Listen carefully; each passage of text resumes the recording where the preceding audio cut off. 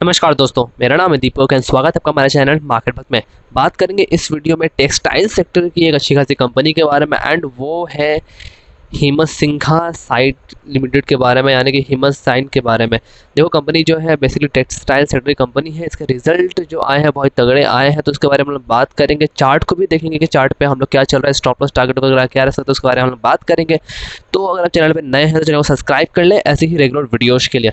तो वीडियो शुरू करते हैं। देखो हिम्मत सिंघा साइट लिमिटेड, मैं वीडियो रिकॉर्ड कर रहा हूँ अभी, ऑलमोस्ट मार्केट बंद हो चुकी है एंड इसमें देखो लगभग 5% तक की अपर सर्किट लगा हुआ है। एंड ये देखो जो मूव आई है लगभग 2:55 यानी कि 3 बजे के बाद ही ये मूव सडनली आके अपर सर्किट मार दिया है। तो उसके पीछे रिजल्ट ही है, तो रिजल्ट की बात करें मतलब उसके बाद थोड़ा जानते हैं कंपनी के बारे में, क्योंकि कंपनी के बारे में जानेंगे तो आपको थोड़ा सा एक आइडिया मिल जाएगा।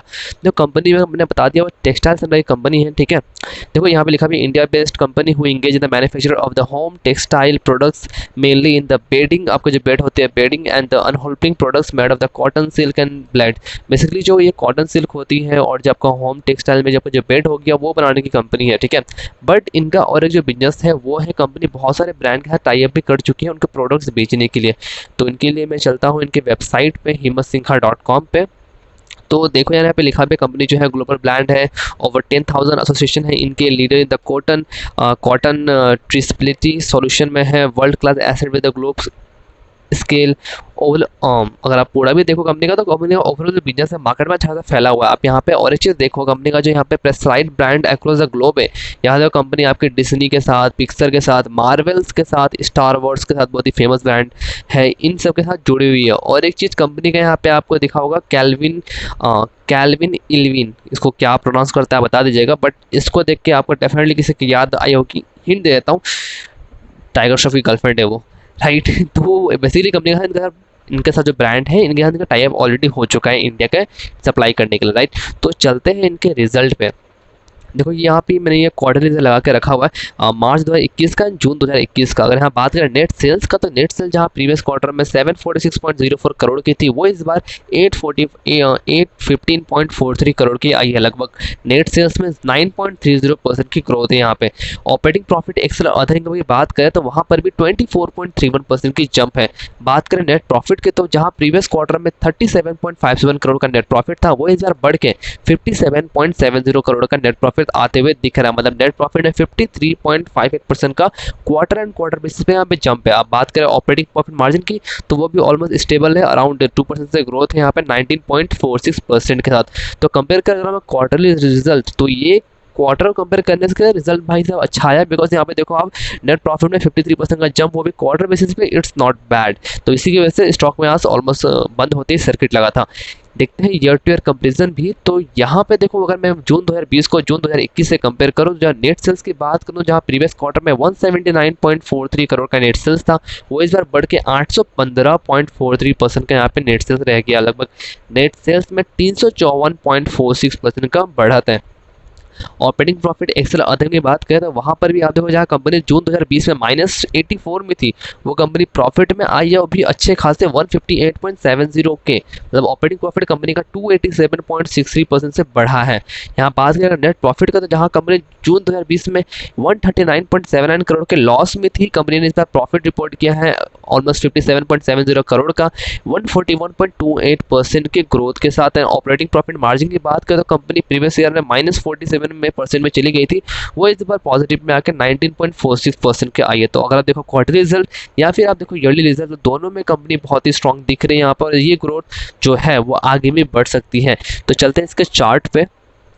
ये देखो मैंने मंथली चार्ट लगाया हुआ, आपको जो लाइन दिख रही है ये वाली, ये 20 दिन की moving, I mean 20 moving average है। अभी मैंने मंथली कैंडल लगाया हुआ है, तो अराउंड ये आपकी 20 मंथ की मूविंग एवरेज है, ठीक है।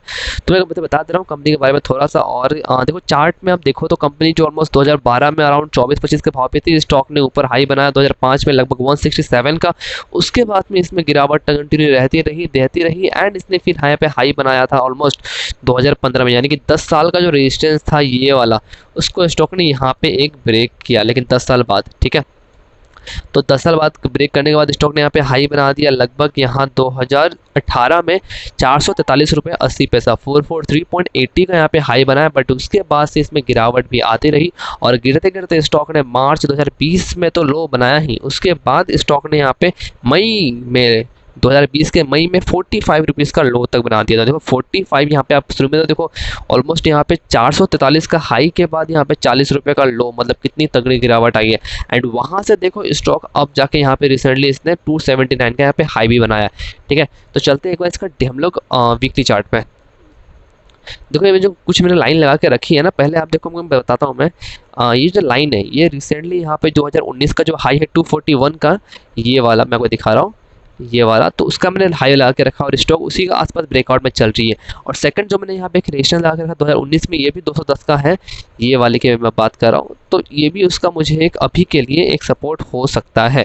ठीक है, रेजिस्टेंस था तो देखो स्टॉक ने रेजिस्टेंस को अच्छा खासा ब्रेक किया, यहाँ पे ब्रेकआउट के ऊपर भी किया, रीटेस्ट भी किया, और अभी बीच में जो गिरावट आई थी इसमें भी स्टॉक ने ऑलमोस्ट 221 का यहाँ पे लो तक बना दिया था।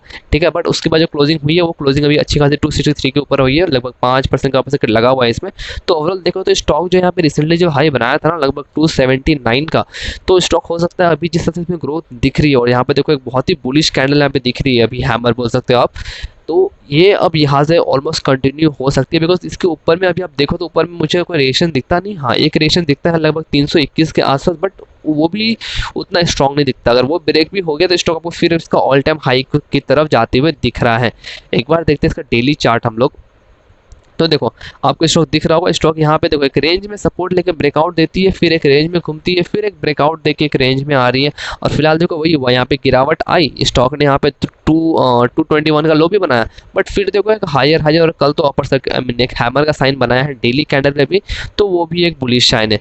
तो देखो डाउनसाइड रिस्क में अगर बात करूँ स्टॉक का अभी चार्ट को देखकर, तो लगता नहीं कि स्टॉक का डाउनसाइड रिस्क मतलब कुछ ज़्यादा है, बिकॉज यहाँ पे मुझे स्टॉक का भी एक सपोर्ट दिख रहा है। तो चांसेस बहुत ही कम है कि स्टॉक जो ये लेवल है लगभग 221-20 का जो लेवल है, मैं इसकी बात कर रहा हूँ, तो इसकी नीचे चांसेस जाने का बहुत ही कम है। तो आपकी अगर पोजीशन बनी हुई है पहले से, तो आप आराम से 221 रुपये के स्टॉप लो के साथ इसको आप आराम से होल्ड एंड कंटिन्यू कर सकते हैं। मुझे लगता है कि स्टॉक 330 का जो लेवल है उसको ब्रेक करके स्टॉक फिर आपको सीधा 400 के पार दिखाई देगा, बिकॉज टेक्सटाइल सेक्टर अभी बहुत ही चर्चे में है, बिकॉज गवर्नमेंट उसके लिए बहुत सारे अच्छे अच्छे रूल्स ला रही है, और जिससे प्रॉफिट भी बढ़ेगा। तो सारे टेक्सटाइल सेक्टर अभी बुलिश में है, और ये कंपनी भी चार्ट के अकॉर्डिंग मुझे बहुत ही सही लग रही है। अब बात करेंगे फ्रेश पोजीशन की। देखो फ्रेश पोजीशन के लिए ना इसमें आप क्या कर सकते हो मैं बताता हूँ, पहले इसको मैं हटा आता हूँ। हाँ, जो फ्रेश पोजीशन के लिए ना अभी जो हैमर बना है, तो मुझे लगता है कि यहाँ पे एक अच्छी सी बाइंग रेंज बन सकते हैं। तो लगभग आप 250 यहाँ पे 245 से लेके लगभग अगर स्टॉक को 245 से लेके ऑलमोस्ट 250-55 तक मिले, तो वो एक बेस्ट एंट्री रहेगी वहाँ पे एंट्री लेने के। तो उस लेवल पे इस पर आप एंट्री ले सकते हैं। स्टॉप लॉस की बात करो तो मुझे चांसेस बहुत ही कम लगता है कि स्टॉक अब 220 का जो लेवल है वो तोड़ के नीचे जाए। तो देखो डाउन साइड रिस्क मुझे बहुत ही कम दिख रहा है यहाँ से, और पोटेंशियल की बात करो तो सेम टारगेट रहेंगे 330 को ब्रेक करके स्टॉक आपको सीधा 400 के पार दिखाई देगा।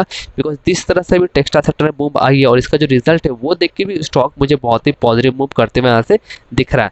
एक बार देखते हैं इस स्टॉक का हम लोग 5 ट्रेडर में देख लेते हैं। तो लगभग इसने 5 दिनों में ऑलमोस्ट 4.8% की बढ़त है। एक महीने में देखो तो 16.66% का रिटर्न ये दे चुका है। 6 महीने में 73.99% का रिटर्न, ईयर टू डेट में 90% का रिटर्न, एक साल में देखें तो 250% तक का रिटर्न, 5 सालों में माइनस की रिटर्न बिकॉज हमें दिखाया था स्टॉक कंटिन्यूसली डाउन में थी।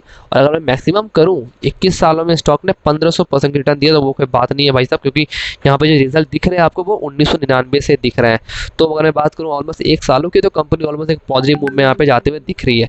देखो कंपनी का जो है ना, कंपनी बहुत ही स्मॉल कंपनी है, स्मॉल कैप स्टॉक है, जस्ट 2551 करोड़ की मार्केट कैप है इनकी।